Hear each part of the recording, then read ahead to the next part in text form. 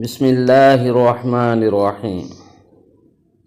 دیکھتے ناظرین اور سنتے سامعین کو منصور خٹک کا سلام۔ محترم ناظرین و سامعین، ہماری آج کی اس ویڈیو میں حضرت زینب بنت علی رضی اللہ عنہا کی مکمل داستان زندگی، پیدائش سے لے کر کربلا اور دنیا سے رخصتی تک کی تمام معلومات اور واقعات بتائے جائیں گے۔ آپ کا کربلا میں کردار، شہادت حسین کے بعد آپ کے ساتھ کیا سلوک کیا گیا، تمام معلومات تفصیل سے بتائی جائیں گی۔ آپ پر ہونے والے تمام مظالم کی تفصیل بھی بتائی جائے گی انشاءاللہ، جسے سن کر آپ کا ایمان تازہ ہو جائے گا۔ محترم سامعین و ناظرین، آپ سے چینل کو سبسکرائب اور ویڈیو کو لائک کرنے کی درخواست ہے تاکہ ہمارا تعلق ہمیشہ بنا رہے۔ بیل آئیکن کو ضرور پریس کیجیے گا۔ خاتون کربلا۔ پیدائش: سیدہ زینب بنت علی 5 ہجری 627 عیسوی کو مدینہ منورہ میں پیدا ہوئیں۔ 2 بھائیوں کے بعد گھر میں رحمت خداوندی کا نزول ہوا تھا۔ والدین اور بھائی خوشی سے نہال تھے۔ ہمارے پیارے نبی حضرت محمد صلی اللہ تعالیٰ علیہ وسلم اس وقت مدینہ منورہ میں تشریف فرما نہیں تھے، مدینہ سے باہر کہیں تشریف لے گئے تھے۔ حضرت فاطمہ رضی اللہ تعالیٰ عنہا نے اپنے شوہر سے فرمایا، علی ابا حضور تو مدینہ میں نہیں ہیں، تو آپ بچی کے کانوں میں اذان اور تکبیر کہہ کر نام رکھ دیجئے۔ حضرت علی رضی اللہ تعالیٰ عنہ نے فرمایا، میں بچی کے کانوں میں اذان اور تکبیر تو کہہ دیتا ہوں، لیکن ہماری چاند سی بیٹی کا نام تو ہمارے پیارے نبی صلی اللہ تعالی علیہ وسلم ہی رکھیں گے۔ حضرت صلی اللہ تعالی وسلم کا معمول تھا کہ سفر سے واپسی پر سب سے پہلے اپنی پیاری بیٹی حضرت فاطمہ رضی اللہ تعالی عنہا کے گھر تشریف لے جاتے تھے۔ ان سے احوال معلوم کرنے کے بعد مسجد نبوی تشریف لے جاتے اور پھر وہاں 2 رکعت نماز نفل ادا کرنے کے بعد اپنے گھر تشریف لے جاتے۔ اس دن بھی ایسا ہی ہوا۔ جب 3 دن بعد اللہ کے رسول صلی اللہ علیہ وسلم بیٹی فاطمہ کے گھر آئے تو پورا گھر خوشیوں سے بقائے نور بنا ہوا تھا۔ حضرت علی رضی اللہ تعالیٰ عنہ نے نومولود بچی کو نانا کی گود میں دے دیا۔ جو ہی حضور صلی اللہ تعالی وسلم کی نظر معصوم نواسی کے بھولے بھالے چہرے پر پڑی تو بے اختیار فرمایا، ارے اس میں تو اپنی نانی حضرت خدیجہ الکبریٰ رضی اللہ تعالیٰ عنہا کی مشابہت ہے۔ پھر آپ صلی اللہ علیہ وسلم نے اپنا لعاب مبارک بچی کے منہ میں ڈالا، کھجور چبا کر تالو سے لگائی اور اس کا نام اپنی بڑی صاحبزادی کے نام پر زینب رکھا۔ نانا اور والدہ کی رحلت۔ حضرت زینب رضی اللہ تعالی عنہا 6 سال کی عمر تک اپنے نانا حضور نبی اکرم صلی اللہ تعالی علیہ وسلم کی زیر تربیت دینی امور سیکھتی رہیں اور ان میں مہارت حاصل کرتی رہیں۔ پھر یہ کہ انہیں والد اور والدہ کی بھی بھرپور عنایات حاصل تھیں۔ اللہ تعالیٰ نے کم سنی میں ہی فہم و فراست، فطانت و ذہانت، عقل مندی و دانائی، قوت حافظہ کے ساتھ ساتھ تحریر و تقریر کے فن سے بھی مالا مال فرمایا تھا۔ مؤثر گفتگو اور روح پرور خطاب کی بدولت سننے والوں کو اپنا اسیر کر لیتی تھیں۔ اتنی معصوم سی عمر میں اسلام کے بنیادی عقائد اور تعلیمات کے مختلف پہلوؤں پر سیر حاصل گفتگو کرنا ان کی خداداد صلاحیتوں کا مظہر تھا۔ ابھی عمر مبارکہ صرف 6 سال تھی کہ نانا کی رحلت کا صدمہ برداشت کرنا پڑا، اور پھر 6 ماہ بعد والدہ محترمہ بھی سفر آخرت پر روانہ ہو گئیں۔ ان صدمات سے ننھی سی جان کو بکھیر کر رکھ دیا۔ یہ وہ لمحہ تھا کہ جب حسنین کریمین نے ماں کی نشانی، نانا کی دلاری معصوم سی کلی کو اپنی باہوں میں لے کر بہن بھائیوں کے مقدس رشتے کو امر کر دیا، اور اسی محبت کا اثر تھا کہ جب بھائی حضرت حسین نے کوفہ جانے کا فیصلہ کیا تو ماں جائی اپنے دونوں بیٹوں اون اور محمد کے ساتھ بھائی کے قافلے میں شامل ہو گئیں۔ نکاح۔ حضرت زینب رضی اللہ تعالیٰ عنہا خوبصورت تھیں اور خوبصورت بھی۔ جب سن بلوغت کو پہنچی تو بہت سے نوجوان شادی کے خواہش مند تھے، لیکن سیدنا علی المرتضیٰ رضی اللہ تعالیٰ عنہ نے ان کے لیے اپنے شہید بھائی اور جنگ موتا کے ہیرو حضرت جعفر طیار رضی اللہ تعالیٰ عنہ کے سعادت مند صاحبزادے عبداللہ بن جعفر کو منتخب فرمایا۔ حضرت جعفر رضی اللہ تعالیٰ عنہ کی شہادت کے بعد ان کے بچوں کی تربیت و پرورش خود حضور صلی اللہ تعالی وسلم نے فرمائی تھی، اور آپ کی وفات کے بعد یہ ذمہ داری حضرت علی رضی اللہ تعالیٰ عنہ نے سنبھالی۔ حضرت عبداللہ رضی اللہ تعالیٰ عنہ اپنے والد کی طرح اعلیٰ صفات اور پاکیزہ اخلاق کے مالک تھے۔ حضرت زینب رضی اللہ تعالیٰ عنہ کا بچپن فکر و غنا میں گزرا تھا، گھر میں تنگ دستی کا راج تھا، لیکن جب شوہر کے گھر آئیں تو مال و دولت کی فراوانی دیکھی۔ حضرت عبداللہ رضی اللہ تعالیٰ عنہ کا شمار مدینہ کے امیر ترین تاجروں میں ہوتا تھا۔ سیدنا علی المرتضیٰ رضی اللہ تعالیٰ عنہ نے ان کا نکاح مسجد نبوی میں نہایت سادگی سے پڑھایا۔ سیدنا عمر فاروق رضی اللہ تعالیٰ عنہ کا جو نکاح کی اس محفل میں تشریف فرما تھے، کہنا تھا کہ یہ ایک مثالی مسلمان جوڑے کا نکاح تھا۔ حضرت عبداللہ رضی اللہ تعالیٰ عنہ اکثر فرماتے تھے کہ میں نے خاتون خانہ میں زینب سے بہتر کوئی عورت نہیں دیکھی۔ اللہ تعالیٰ نے انہیں 4 صاحبزادے عون، محمد، علی، عباس اور ایک صاحبزادی کلثوم عطا فرمائیں۔ عون اور محمد نے اپنے ماموں کے ساتھ میدان کربلا میں شہادت پائی۔ مناقب: سیدہ زینب بنت علی رضی اللہ تعالی عنہا شکل و صورت میں اپنی نانی حضرت خدیجہ الکبریٰ رضی اللہ تعالی عنہا سے مشابہ تھیں۔ چہرے پر جلال و جمال اپنے نانا سید المرسلین صلی اللہ تعالی وسلم رحمۃ اللہ عالمین کے رخ انور کی طرح تھا۔ چال ڈھال، انداز گفتگو اور طرز خطاب اپنے والد حیدر کرار رضی اللہ تعالی عنہ سے ملتا تھا، جبکہ عادات و اطوار میں اپنی والدہ خاتون جنت سیدہ فاطمہ الزہرا رضی اللہ تعالی عنہا کی طرح تھیں۔ صبر و شکر، قناعت و درگزر اپنے بڑے بھائی حضرت حسن رضی اللہ تعالی عنہ سے، جبکہ حق گوئی و بے باکی، شجاعت و بے خوفی، مصائب سے پنجہ آزمائی اور باطل قوتوں سے ٹکرا جانا اپنے دوسرے بھائی شہید کربلا سیدنا امام حسین رضی اللہ تعالی عنہ سے سیکھا تھا۔ یوں خانوادہ رسول صلی اللہ علیہ وسلم کے باغ کا ہر پھول زینب بنت علی رضی اللہ تعالی عنہ کے سدا بہار گلدستے میں موجود تھا۔ والد اور بھائی کی جدائی: سیدنا علی المرتضیٰ رضی اللہ تعالی عنہ میدان جنگ کے ہیرو ہونے کے ساتھ خطابت کے بھی بادشاہ تھے۔ اپنے خطابات میں جو بیش بہا جملے ارشاد فرماتے وہ آج بھی دنیا اسلام خصوصاً اہل عرب میں ضرب الامثال کا درجہ رکھتے ہیں۔ علم و حکمت کا انمول ذخیرہ ہیں، باب العلم ہیں۔ والد کی فصاحت و بلاغت صاحبزادی کو ورثے میں ملی تو بچپن ہی سے شاعری کا شوق بھی تھا۔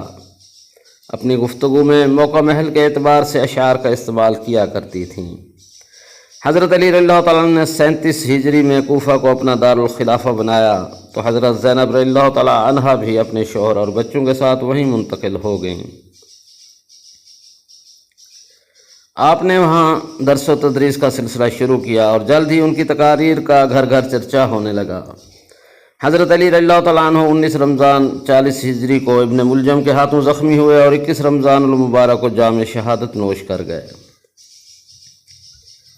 سیدہ زینب غم زدہ حالت میں والد کے سرہانے موجود تھیں۔ انہوں نے اپنے اس غم کا مرثیوں میں اظہار کیا۔ وہ والد کی شہادت کے بعد بھائیوں کے ساتھ مدینہ منورہ منتقل ہو گئیں۔ 50 ہجری میں حضرت امام حسن رضی اللہ تعالیٰ عنہ کو ان کی بیوی نے زہر دے دیا۔ بچپن میں نانا اور والدہ کی جدائی برداشت کی، جوانی میں والد کو کھویا اور اب بڑے بھائی بھی اللہ کو پیارے ہوئے۔ پے در پے ان اندوہناک صدمات نے انہیں وقت سے پہلے بوڑھا کر دیا۔ کربلا میں آپ کا کردار: اب مردوں میں سوائے بیمار اور کمزور حضرت زین العابدین رضی اللہ تعالیٰ عنہ کے کوئی اور نہ بچا تھا۔ یزیدی فوج کے کچھ سپاہی بنات مقہرات رضوان اللہ علیہم اجمعین کے خیموں کو آگ لگا کر لوٹ کھسوٹ میں مصروف تھے کہ اچانک ایک باروب آواز نے ان کے قدم روک دیے۔ خبردار، مزید آگے آنے کی ہمت نہ کرنا۔ یہ آواز نبی کریم صلی اللہ تعالی وسلم کی نور نظر نواسی شیر خدا حضرت علی المرتضیٰ رضی اللہ تعالیٰ عنہ کی لخت جگر، خاتون جنت سیدہ فاطمۃ الزہرا رضی اللہ تعالیٰ عنہ کی گوشہ جگر، حسنین کریمین کی چہیتی بہن شہید کربلا عون بن عبداللہ اور محمد بن عبداللہ کی والدہ محترمہ حضرت زینب کی تھی۔ لٹا پٹا قافلہ کوفہ کی جانب۔ ثانیہ کربلا کے دوسرے دن بنات اہل بیت رضی اللہ تعالیٰ عنہما کو قیدیوں کی حیثیت سے کوفہ روانہ کیا گیا تو شمر کی حضرت زین العابدین پر نظر پڑی۔ اس نے انہیں بھی شہید کرنا چاہا، لیکن حضرت زینب رضی اللہ تعالیٰ عنہ بیمار بھتیجے سے لپٹ گئیں اور انہیں شہید ہونے سے بچا لیا۔ نواسہ رسول صلی اللہ تعالی وسلم کے سر مبارک کو ایک تشت میں رکھ کر جابر و فاسق عبید اللہ بن زیاد کے سامنے پیش کیا گیا۔ کوفے کے اس ظالم اور لالچی گورنر نے بے شرمی اور بےہودگی کا مظاہرہ کرتے ہوئے غمزدہ خواتین کو مزید ذہنی اذیت پہنچائی۔ پھر حکم دیا کہ دمشق لے جانے سے پہلے ان سب کو کوفے کے بازاروں میں گھماؤ۔ مورخین لکھتے ہیں کہ ہزاروں کی تعداد میں کوفی گھروں سے نکل آئے تھے۔ اس موقع پر سیدہ زینب رضی اللہ تعالی عنہ اپنے جذبات پر قابو نہ رکھ سکیں۔ انہوں نے بآواز بلند کہا، اے عہد توڑنے والوں، دھوکے باز کوفیو، تم نے میرے بھائی کو خطوط لکھ کر بلایا، ان کے نام پر بیعت کی، لیکن پھر تم اپنے گھروں میں چھپ کر بیٹھ گئے۔ تمہاری اس غداری پر اللہ تعالیٰ تم کو کبھی معاف نہیں کرے گا۔ میدان کربلا میں ہونے والے قتل عام میں تم برابر کے شریک ہو۔ یزید کے محل میں ان مقدس ہستیوں کو یزیدی فوج کے حصار میں قیدی کی حیثیت سے دمشق لے جایا گیا اور یزید کے دربار میں پیش کیا گیا۔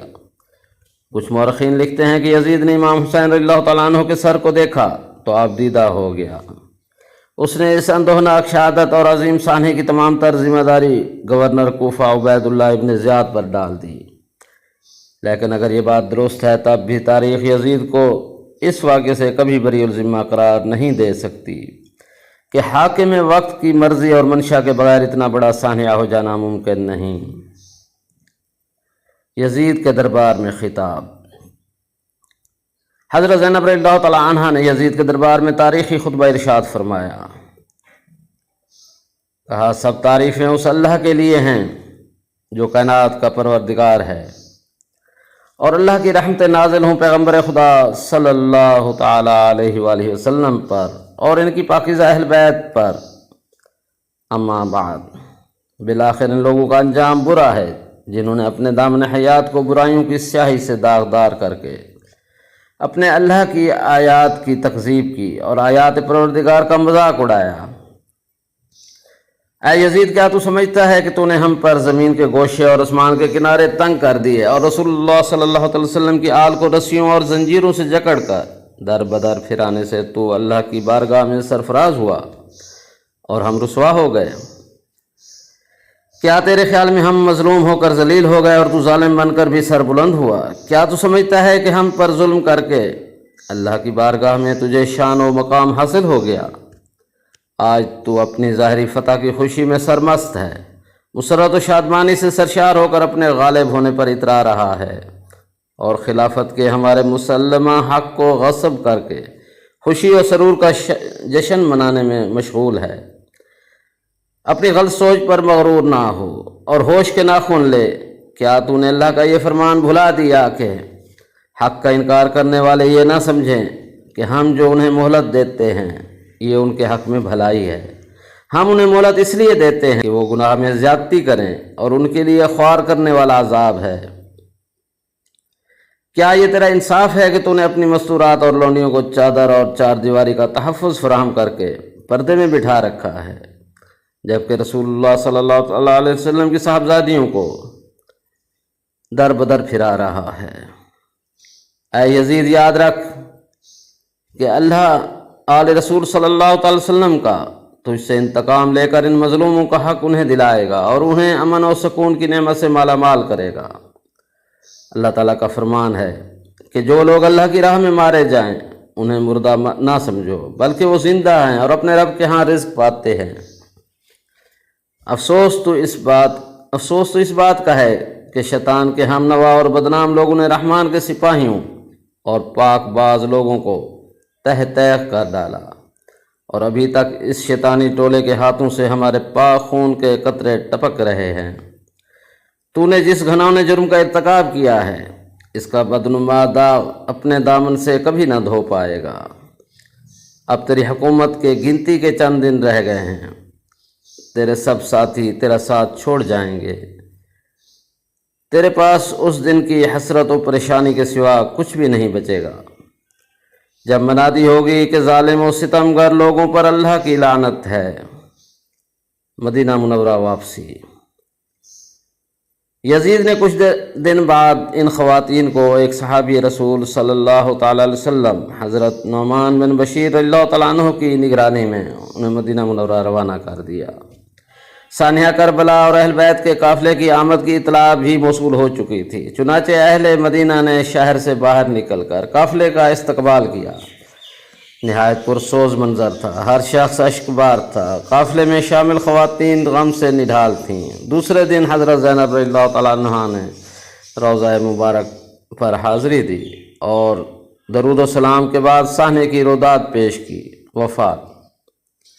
مورخین لکھتے ہیں کہ کچھ عرصے بعد مدینہ منورہ میں قیام کے بعد حضرت زینب رضی اللہ تعالیٰ عنہا اپنے شوہر اور بچوں کے ساتھ شام چلی گئیں۔